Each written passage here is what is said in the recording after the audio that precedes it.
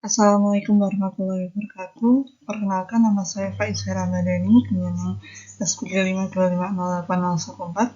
Pada kesempatan kali ini saya akan mempresentasikan hasil kerja saya mengenai pembagian waris golongan pertama menurut KUH Perdata. Pokok bahasan pada kesempatan kali ini yaitu yang pertama mengenai dasar hukum, yang kedua subjek hukum yang menerima waris berdasarkan golongan pertama, kemudian bagaimana pembagian warisnya, kemudian ada beberapa contoh kasus. Di sini saya mengambil 3 contoh kasus.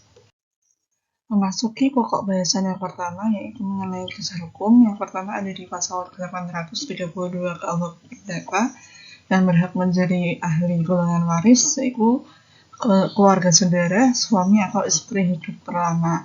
Kemudian bila keduanya tidak ada, harta peninggalannya menjadi milik negara. Kemudian pasal 852 KUH Perdata menjelaskan bahwa setiap anak atau keturunan memiliki hak yang sama untuk mewarisi harta keluarga dalam garis lurus ke atas tanpa pembedaan jenis kelamin maupun urutan kelahiran, dengan pembagian merata juga berada pada derajat yang sama atau menurut sistem penggantian apabila melalui garis keturunan. Artinya di sini tidak ada pembedaan antara laki-laki dan perempuan terhadap besarannya, sehingga besarannya sama rata. Kemudian pasal 852A KUH Perdata, suami atau istri yang ditinggal mati dipersamakan dengan anak sah dalam pembagian warisan. Tetapi dalam perkawinan kedua atau berikutnya, bagiannya tidak boleh melebihi bagian terkecil anak atau keturunannya dan maksimal 1/4 dari harta peninggalan, serta harus disesuaikan jika terdapat wasiat agar tidak melampaui batas tersebut.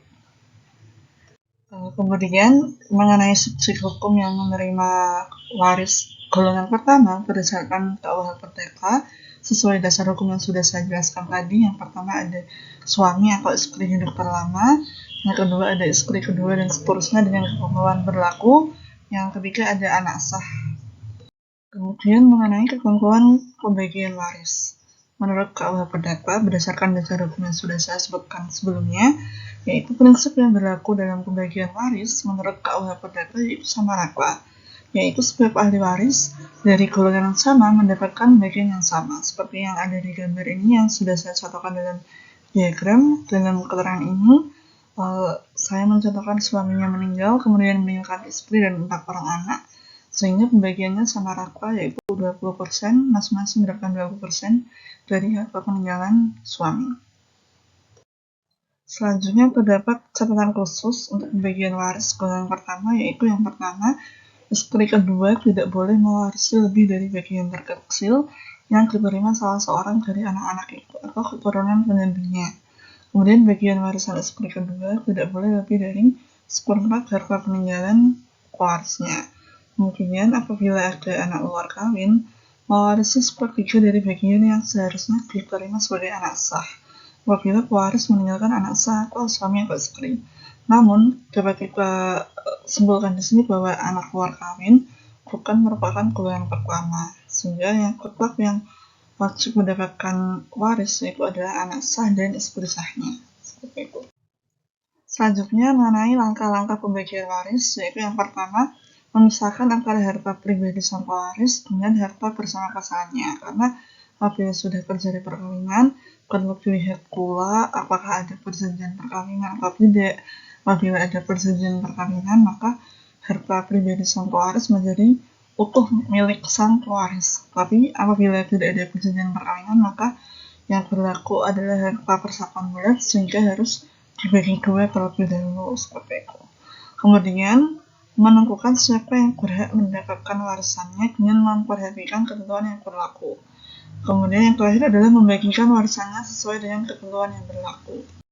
Untuk contoh kasus yang pertama yaitu A meninggal dunia meninggalkan istri B, kemudian ada anak luar kawin yaitu X, kemudian anak laki-laki C, D, dan E yang sudah meninggal sehingga meninggalkan seorang cucu yaitu F dan D, sehingga pembagian harta warisnya karena tidak ada perjanjian perkawinan maka terjadi harta persatuan bulat, sehingga harta peninggalan A harus dibagi dua terlebih dahulu. Kemudian setelah itu menentukan ahli warisnya, dan di sini terdapat 4 ahli waris yaitu C, D, E, B, namun karena E sudah meninggal digantikan dengan F dan G, sehingga yang pertama dilakukan adalah membagi harta tersebut. Jadi misalkan ada 100 juta, maka 100 juta itu dibagi 4, seharusnya seperti itu. Namun karena ada anak keluar kawin, maka sepertiga dari 100 juta yang dibagi 4 tadi, yaitu 25 juta, sepertiga dari 25 juta itu menjadi bagian dari X, sehingga sisanya baru dibagi 4 kembali untuk bagian-bagian dari C, D, F, G, B, seperti itu. Kemudian untuk contoh kasus kedua di sini yaitu A meninggal dunia, meninggalkan 3 orang anak B, C, dan D. Namun ketiganya menolak untuk harta peninggalan A. Tapi B memiliki anak laki-laki E, C memiliki anak F dan G, D memiliki anak H, I, C. Sehingga mereka berenam, yaitu cucu-cucunya, yaitu E, F, G, H, I, C ini berhak mendapatkan waris karena garis lurus ke bawah tersebut sebesar 1/6 sama rata. Selanjutnya itu ada contoh kasus S meninggal dunia kemudian meninggalkan istri, anak, dan cucunya.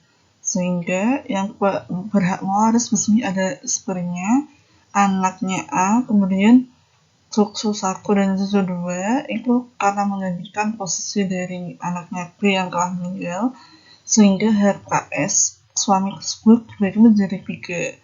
Kemudian untuk bagian cucunya tersebut dibagi 2 lagi menjadi 1/6, seperti itu. Sekian presentasi dari saya, tentunya masih banyak contoh-contoh yang belum saya bahas yang kemungkinan tidak akan cukup untuk satu video, dan mohon maaf apabila terdapat salah kata atau salah ucap. Semoga apa yang saya sampaikan berkenan dan terima kasih.